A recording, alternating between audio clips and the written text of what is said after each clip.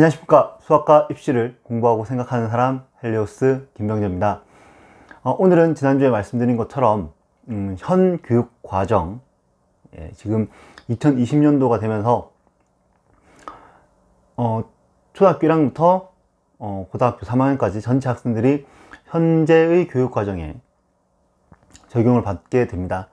그리고 올해 수능은 바뀐 교육과정 안에서 치러지는 첫 번째 수능이 됩니다. 이 교육과정에 대한 저의 생각을 한번 이야기해 볼까 합니다. 이 교육과정 처음 생길 때 가장 이슈가 됐던 단어가 뭐였냐면 문, 이과 통합이었습니다. 문과와 이과를 나누지 않고 학생들이 원하는 과목들을 선택을 해서 수업을 들을 수 있게끔 하는 것, 그리고 수학 과정 같은 경우에는 학생들이 어느 진로를 선택하냐에 따라서 선택의 폭을 좀 다양하게 해서 모든 학생들이 다 어려운 과목까지를 선택하지 않아도 되는 상황을 만들겠다라고 이야기를 했었고, 또 하나는 이번 수능에서의 가장 큰 특징이죠. 기하 파트가 수능에서 빠져 있게 되는, 수능 범위에 들어가지 않는 그런 상황까지, 물론 내년에는 또 들어가는, 말도 안 되는 이런 상황들이 발생하게 된 겁니다.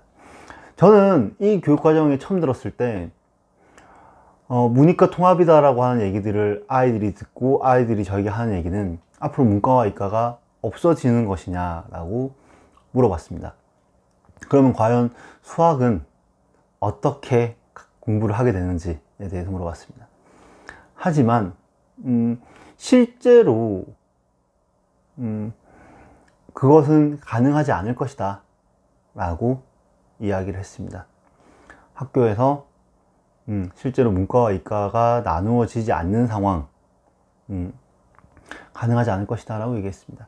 아이들의 선택권을 늘리겠다라고 시작한 지금의 교육과정이고요.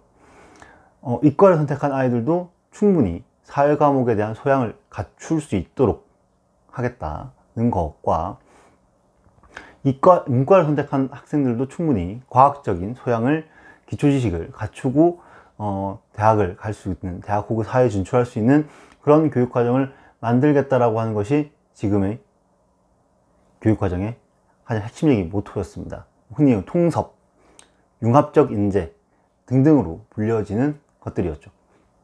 근데 생각을 좀 해보면, 근데 그러면서도 아이들의 학습 부담을, 학업 부담을 줄이겠다라고 하는 것이 또 하나의 얘기였습니다. 문과 아이들이 과학을 공부하게 되고 이과 아이들이 사회를 공부하게 되면 학습량이 늘어야 정상입니다. 하지만 줄이겠다고 했죠. 그것은 뭐냐, 결국에 탐구 과목을 중에 수능을 치는 과목은 여전히 2과목입니다. 그것을 이전에는 이과 학생들은 과탐 2과목을, 문과 학생들은 사탐 2과목을 선택했던 것을 폭을 넓히겠다, 굳이 이과 학생이어도 과탐 아닌 사탐을 선택할 수 있게끔 하고, 문과 학생들도 과탐을 선택할 수 있게끔 하겠다라고 하는 것이 가장 기본적인 이야기였습니다. 근데요, 지금 한번 물어보고 싶습니다. 지금 학교에 과연 문과와 이과가 없나요? 이름은 없어졌을 수 있죠. 이름은 없을 거라고 생각합니다. 하지만 지금 학교에도 이공계열, 자연계열로 진학할 학생들과, 즉 미적분과 기하까지를 배워야 되는 학생들과, 물론 수능은 안 치지만요, 그것을 굳이 선택하지 않아도 되는 학생들로 나누어서 수업을 진행하고 있지 않나요? 또 하나는, 그렇게 이공계열로 진학을 하겠다라고 하는 학생들이 사탐 수업을 선택해서 들을 수 있나요? 그것을 시험을 치겠다라고 하는 상황이 발생하거나, 저는 20개월을 진학할 예정이지만 사회 과목을 더 잘하기 때문에 사회 과목을 선택하고 싶습니다라고 할 수 있는 우리나라 교육 환경이나 여건이 마련되어 있나요? 현장에서. 결국에는 문이과 통합형이라고 야심차게 시작했지만 결국엔 이전과 다를 것이 하나도 없다는 겁니다. 그렇기 때문에 너무나도 파퓰리즘적으로 수능 범위를 줄여버리는, 그리고 그것 때문에 대학에서의 반발이 발생하고 그것 때문에 다시 수능 범위를 원상 복귀시키는, 이 말도 안 되는 이런 상황들이 발생하게 된 겁니다. 굉장히 많은 사람들이 우리나라 대입정책에 관심을 가지고요. 그리고 그 대입정책 때문에 대입이나 교육정책을 짜는 것 때문에 선거에서 표가 왔다 갔다 할 수 있는 정도 수준이 됩니다. 근데 그래서 그렇기 때문에 굉장히 좋은 명분을 갖다 붙여서 교육과정 개편을 진행을 합니다. 하지만 그렇게 개편되는 교육과정 속에서 정말로 처음 시행했던, 생각했던 교육과정의 모습과 동일해질 수 있는 건가요? 제가 사교육 시장에 발을 들인 지가 올해로 꼭 10년째가 됩니다. 네, 딱 10년째가 되는 것 같습니다. 횟수로요. 만으로는 조금 더 남았고요. 근데 이 10년 동안 수능 제도와 교육 과정이 서너 번은 바뀐 것 같습니다. 처음 시작했을 때 문과에서 미적분을 배우지 않다가 미적분과 통계 기본이라고 하는 과정이 한번 추가가 된 적이 있습니다. 그리고 나서 교과서 전체 한번 개정이 되면서 수능을 AB형으로 치게 되는 시점이 있죠. 그리고 다시 지금 이전 작년까지 아이들이 치렀던 교육 과정이 있습니다. 그리고 올해 고3들이 고3부터 진행되어져 가는 이 교육 과정이 있죠. 총 4번의 교육 과정을 제가 변화를 겪었습니다. 정말로 물어보고 싶습니다. 이 4번의 교육 과정을 바꾸는 과정 속에서 아이들의 학습 부담은 정말로 줄어들었습니까? 지금 공부하고 있는 여러분들께 물어보고 싶습니다. 본인이 느끼기에 본인 선배들보다 지금 본인들이 공부하는 양이나 학습의 부담이 줄어들었는지를 물어보고 싶습니다. 정말로 줄어들 수가 없는 걸 가지고 줄이겠다고 하고 있는 건 아닌가요? 대학 입시는 철저하게 상대평가입니다. 정원이 정해져 있고 그 정원 안에 들어가는 성적을 내야만 합격할 수 있는, 정말로 철저하게 상대평가로만 평가가 됩니다. 다른 아이들에 비해서 내가 그 정원 안에 들어가는 등수를 받아야만 합격을 할 수 있게 되는 겁니다. 다른 아이가 합격을 포기하지 않는 이상요. 그렇다면 이 경쟁이 남아있는 이 시점에서 과연, 정말로 과연 아이들의 학습 부담을 줄인다라고 하는 것이 가능할까요? 저는 이 이야기를 드리고 싶습니다. 어떠한 것도 안 됩니다.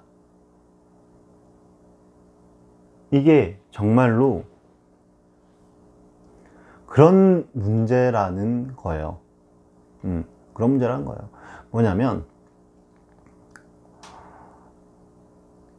이 입시라고 하는 것이 남아있는 한 아이들의 부담은 어떤 방식을 통해서 줄여줄 수가 없습니다.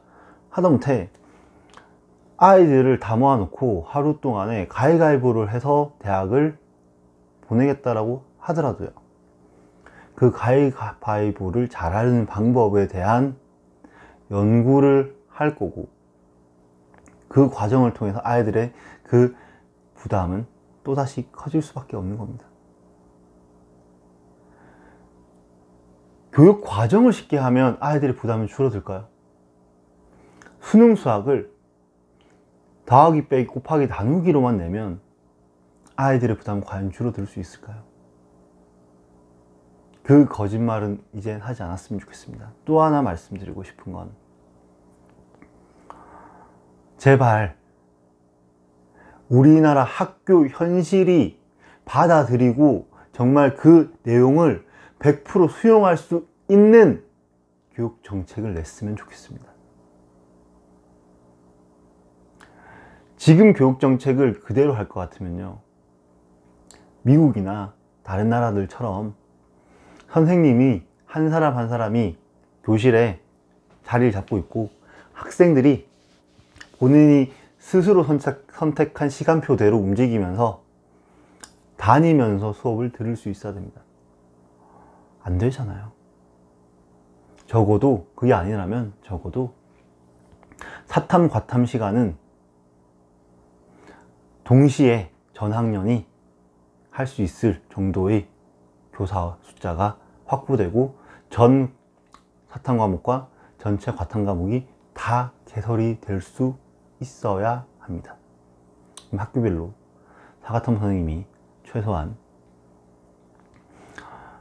10분 넘게 있어야 된다는 얘기입니다. 가능한가요? 사탐 선생님, 과탐 선생님 합쳐서 10분 넘게 있는 학교, 전국에 몇 개나 될까요?